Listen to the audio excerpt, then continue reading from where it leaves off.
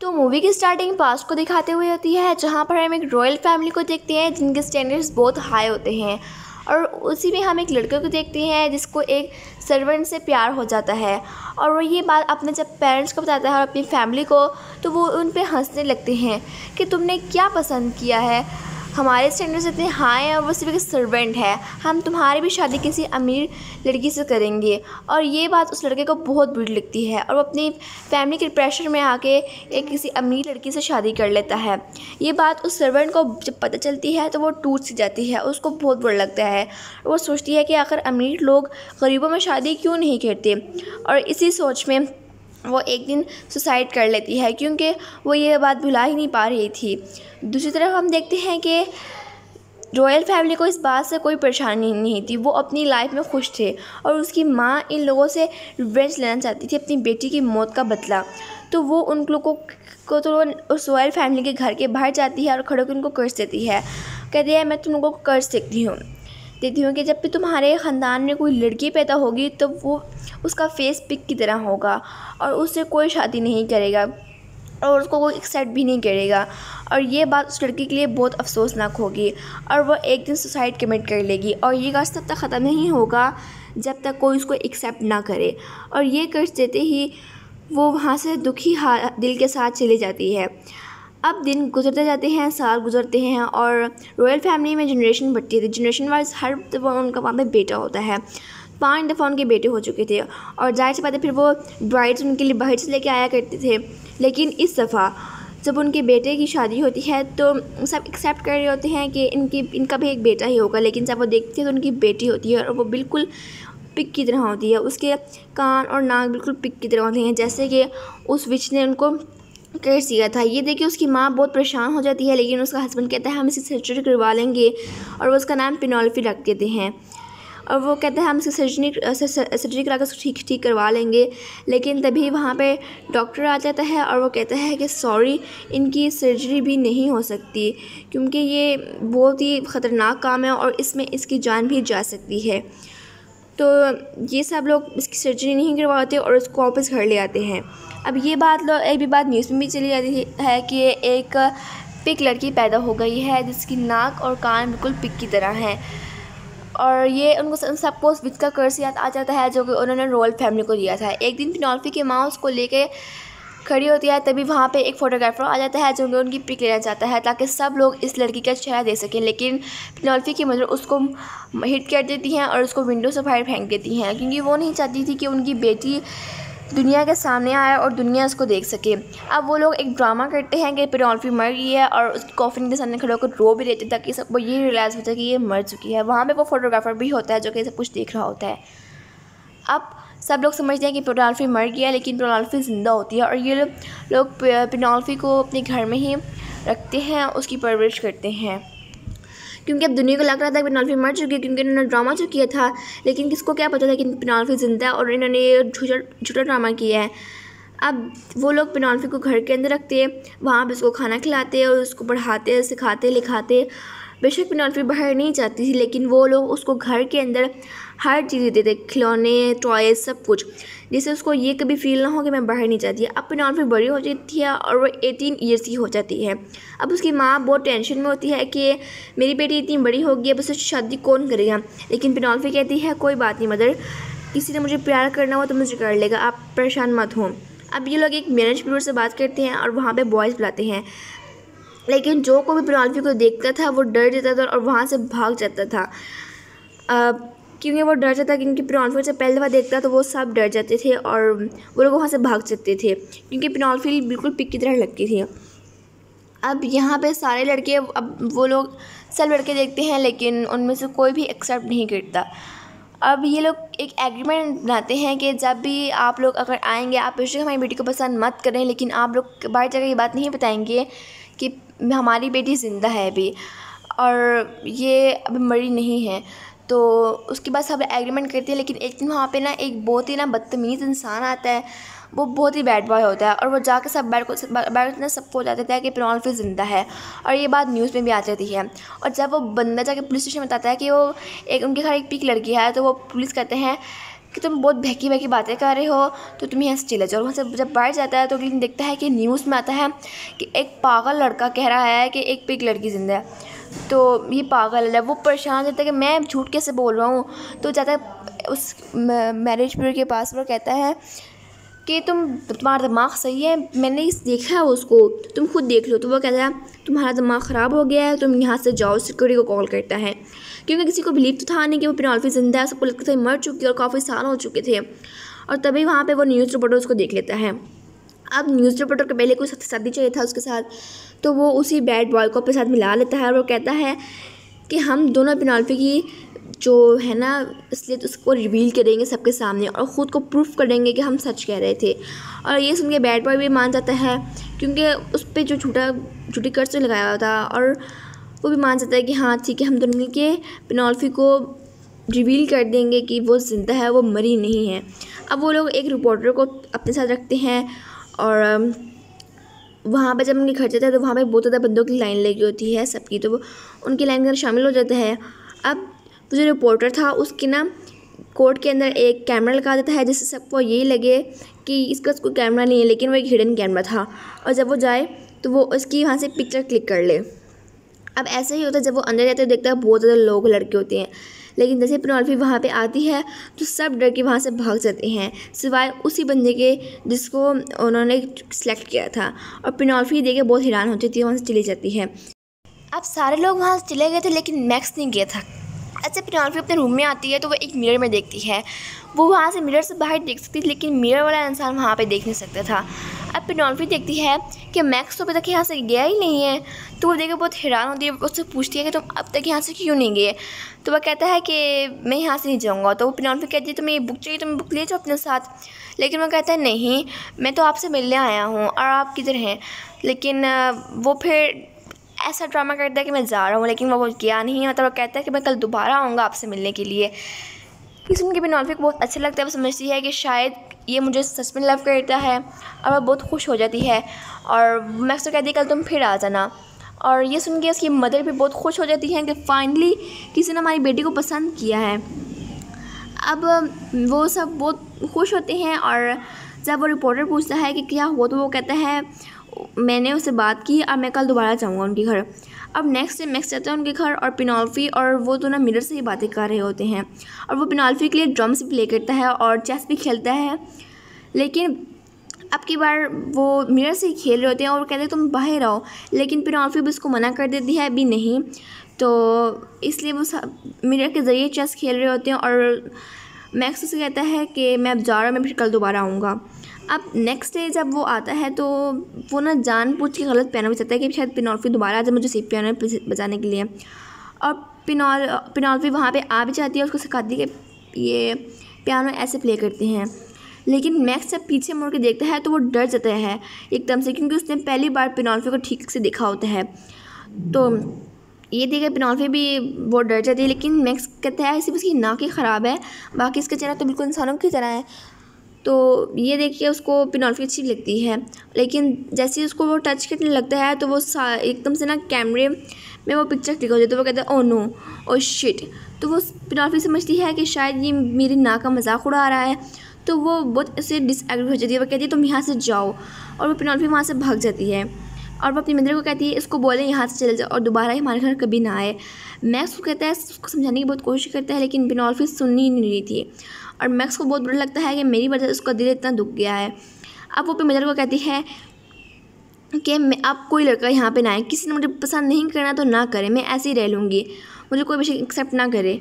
और ये मैक्स वहाँ चला जाता है। तो वो मैक्स जाके जब वहाँ पहुँचता है तो वो उस फोटोग्राफर को कहता है, तो उसकी मदर देखती है कि ये तो वही फोटोग्राफर है और मैक्स है, क्या उन्होंने हमारी बेटी की पिक्चर ले ली है। तो ये बहुत परेशान हो जाती हैं, लेकिन मैक्स उनको समझाता है कि नहीं ऐसी बात नहीं है, मैं पेनेलोपी को सच में पसंद करता हूँ। पहले मैंने इनकी बातों में आगे किया था, लेकिन फिर वो उसी फोटोग्राफर के सामने उस कैमरे को तोड़ देता है, जिसको देख के फोटोग्राफर बहुत परेशान हो जाता है। और फिर जाते हैं पेनेलोपी के घर, और पेनेलोपी को कहता है पेनेलोपी प्लीज़ मुझे माफ़ कर दो, I am sorry. But Penelope कहती है मुझे तुम्हारी ज़रूरत नहीं है, तुम जाओ यहाँ से, और ना मैं तुमसे बात करूँगी।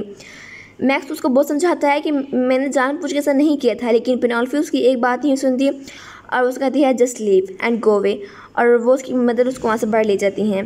पेनॉल्फी बहुत सैड होती है क्योंकि उसने भी मैक्स को पसंद किया था, लेकिन अब मैक्स उसको धोखा दिया था, वो समझ रही थी, लेकिन मैक्स ऐसा नहीं था। अब उसकी मदर उसको समझाती है कि पेनॉल्फी मैक्स ऐसा नहीं है, लेकिन पेनॉल्फी कहती है आई डोंट केयर मदर, आप जाएँ यहाँ से। और एक दिन पेनॉल्फी छुपके से घर से बाहर निकल जाती है और अपने फेस को कवर करती है। जब वो बाहर की सिटी में जाती है तो वो परेशान हो जाती है, इतनी प्यारी सिटी, और वही देख के बहुत ज़्यादा खुश भी होती है।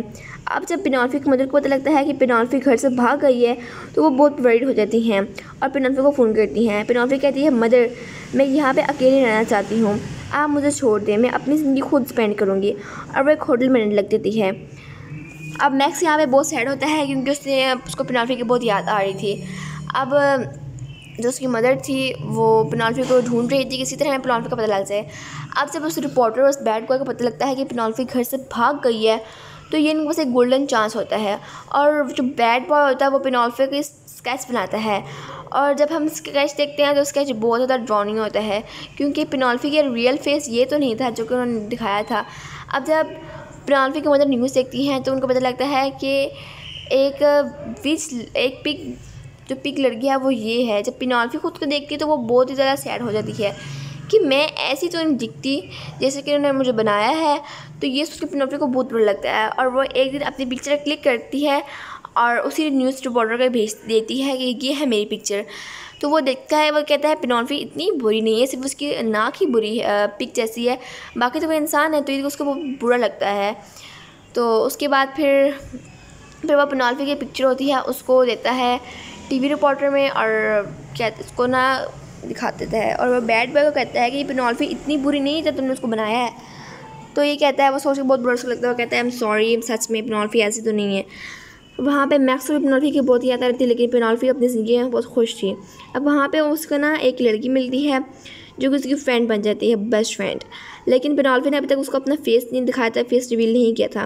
और वो दोनों बाइक भी कर जाती है, क्लब जाते हैं, वो बहुत खुश थी अपनी लाइफ में, मतलब बेस्ट फ्रेंड्स बन चुकी थी ये दोनों।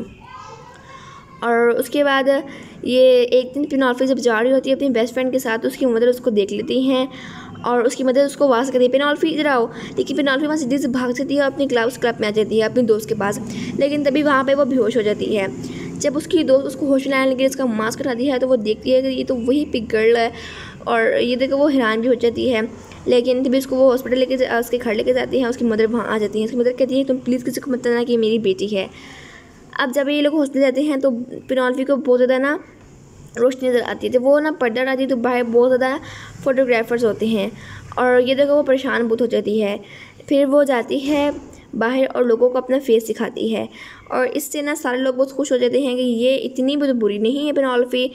और पेनॉल्फी आहिस्ता आहिस्ता बहुत ज़्यादा मशहूर होने लगी है, फेस होने लगी है, और ये रूड भी बिल्कुल नहीं है, ये तो फ्रैंकनेस से लड़की है।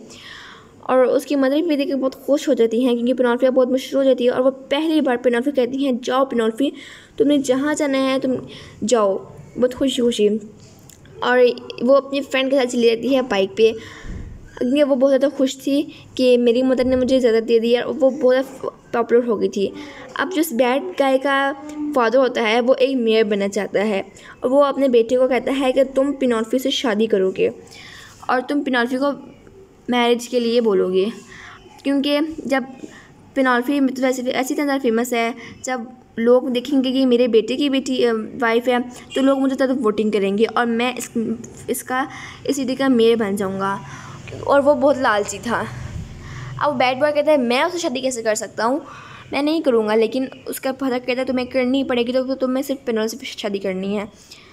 अब हम देखते हैं कि पेनॉल्फी एक क्लब में आई होती है और वहाँ पे मैक्स आता है। अब मैक्स पेनॉल्फी को कहता है कि आई एम सॉरी, मैंने उस दिन इसे जान के नहीं किया था। तो वो पेनॉल्फी कहती है इट्स ओके फाइन, कोई बात नहीं, ऐसा होता है। और ये कह के पेनॉल्फी उसको इग्नोर करती है, वहाँ से चली जाती है। अब मैक्स को बहुत बुरा लग रहा था कि उसने आखिर उसने ऐसा क्यों किया। अब पेनॉल्फी खड़ा आती है जब वो देखती है कि वही बैड बॉय से घर में होता है, और वो कहता है कि मैं तुमसे शादी करना चाहता हूँ। मुझे बहुत अच्छी लगती है। ये देखो उसकी मदर बहुत खुश हो जाती है, लेकिन पेनॉल्फी कहती है कि नहीं, इसने ही पहले मुझे रिजेक्ट किया था और इसने मेरी वो इतनी गंदी पिक अपलोड की थी कि मैं इतनी बुरी हूँ, मैं ऐसे शादी क्यों करूँ, अब तो मैं फेमस हो चुकी हूँ, मुझसे हर कोई शादी करना चाहता है, सिर्फ तुम ही नहीं। तो ये देख के उसकी मदर बहुत खुश हो जाती हैं कि इसके अंदर कॉन्फिडेंस आ चुका है मेरी बेटी के अंदर। और अब जब जाती है पेनॉल्फी एक क्लब में जाती है और वहाँ पे बहुत सारे लोग भी होते हैं और वहाँ पे मैक्स भी होता है। अब मैक्स उसको कहता है कि पेनॉल्फी तुम बहुत प्यारी लग रही हो, लेकिन पेनॉल्फी कहती है कि ये, और जो उसका वो बैड बॉय होता है तो कहता है कि अब पेनॉल्फी मेरी है और मैं इससे शादी करने वाला हूँ, तो बेहतर होगा तुम मुझसे दूर ही रहो। तो अब मैक्स के पास कोई आंसर भी नहीं था, तो वो इसलिए चुप कर देता है और चुपचाप वहाँ से चला जाता है। अब मैक्स को बहुत रिग्रेट भी होता है कि पेनॉल्फी को मैंने उस दिन क्यों मैरिज के लिए नहीं बोल पाया। अब मैक्स था तो बहुत सैड, लेकिन अब वो कुछ भी नहीं कर सकता। और तभी वहाँ पे वो न्यूज़ रिपोर्टर आता है, वो कहता है कि यार पेनॉल्फी अच्छी तो इतनी है और ऐसा क्या हुआ, तो वो कहते हैं यार छोड़ो, क्या पेनॉल्फी आप उससे शादी करने वाली है, अब क्या हो सकता है। तो वो न्यूज़ रिपोर्टर कहता है कोई बात नहीं, मैं तुम्हारा लव किसी तरीके से पेनॉल्फी को बताऊँगा, तुम उसे लव करती हो और तुमने जानबूझ के साथ ऐसा नहीं किया। तो मैक्स कहता है देख लो ठीक है, तुम जैसा कर सकते हो, तो वो थैंक यू सर कहता है। अब नेक्स्ट टाइम देखते हैं कि पेनॉल्फी की वेडिंग होने लगती है और तभी वहाँ पे न्यूज़ रिपोर्टर आता है, वो कहता है कि ये बंदा अपनी बेटी से सच्चा प्यार करता है, वो अपनी बेटी से सच्चा प्यार नहीं करता। आप इसको देख रही हैं कितना सैड है, और वो सिर्फ एक लालच के लिए कर रहा है। लेकिन वो कहती है कि आप लास्ट मोमेंट पे मैं अपनी बेटी की शादी नहीं तोड़ सकती, वरना वो बहुत सैड हो गई। लेकिन उनको क्या पता था कि पेनॉल्फी खुद इस शादी से खुश नहीं है, और लास्ट मोमेंट पे पेनॉल्फी कहती है नहीं, मैं ऐसे शादी नहीं कर सकती और ना मैं इस बंदे से शादी करूँगी जिससे मैं प्यार ही नहीं करती। और पेनॉल्फी वहाँ से भाग जाती है। ये देख उसकी मदर उसके पीछे जाती हैं, उसकी मदर, वो अपनी मदर कहती है नहीं, मैं उस बंदे को नहीं एक्सेप्ट कर देती थी, मैं जैसी भी हूँ मैं अच्छी हूँ और मैं खुद की लाइफ स्पेंड अकेले कर लूँगी, मैं खुद को एक्सेप्ट करती हूँ, मैं खुद को पसंद करती हूँ। और जैसे ही बोलती है वो बेहोश हो जाती है फ़ौरन से। और जब वो उठती है तो वो देखती है कि उसकी मदर कहती हैं कि पेनॉल्फी खुद को शीशे में देखो, तो वो देखती है कि तो उसकी नोज़ पहले जैसे हो जाती है, मतलब कि वो ह्यूमन बन गई थी, उसके ऊपर कर्ज ख़त्म हो गया था। तो वो कहती है सोचने का था जब तक तुम्हें कोई एक्सेप्ट ना करे तब तक तुम ठीक नहीं होगे, और तुमने खुद को एक्सेप्ट किया, मतलब कि तुमने खुद को पसंद किया। तो ये देख के वो पेनॉल्फी बहुत खुश हो जाती है कि मदर। और इस तरह वो बटलर था, वो दरअसल वो विच ही थी जो कि 25 साल से उनके घर में रह रही थी और सब कुछ एब्जॉर्व कर रही थी कि क्या ना क्या नहीं हो रहा। और अब पेनॉल्फी एक स्कूल में जॉब करने लग जाती है और वहाँ पे वो बच्चों को सिखाती है और लिखाती है। अब उसको मैक्स की बात याद आ जाती है, तो वो कहती है कि मैंने मैक्स से ज़्यादा बुरा किया। वो एक हेल्पिंग पार्टी में जाती है और वहाँ पर सब ने वही पिक फेस पहन था जिस तरह की पेनॉल्फी का फेस था। तो पेनॉल्फी भी वहाँ पर एक फेस मास्क लगा लेती है पिक का, और वहाँ पे सब बहुत खुश होते थे कि पेनॉल्फी यहाँ पे आई है। और उसके बाद पेनॉल्फी जाती है मैक्स के रूम में और उसको दिखाती है अपना फेस। तो जब मैक्स उसका फेस देखता है वो बहुत परेशान हो जाते हैं, तुम ठीक हो गई हो, तो तुम पे मैंने ये कर्ज ख़त्म नहीं किया। तो पेनॉल्फी कहती है हाँ जी, तुम्हारी वजह से मेरा कर्ज ख़त्म नहीं हुआ, बल्कि मैंने खुद को एक्सेप्ट किया और मैं खुद से प्यार करती हूँ, तभी ये कर्ज ख़त्म हो गया। और इसी तरह वो दोनों एक दूसरे को एक्सेप्ट कर लेते हैं और एक दूसरे को हैप्पी लाइफ गुजारते हैं। अब ये सारी बातें ये एक स्कूल में बता रहे होते हैं स्कूल के स्टूडेंट्स को, और इसी सीन के साथ हमें मूवी से एंड हो जाती है। Thank you for watching, bye.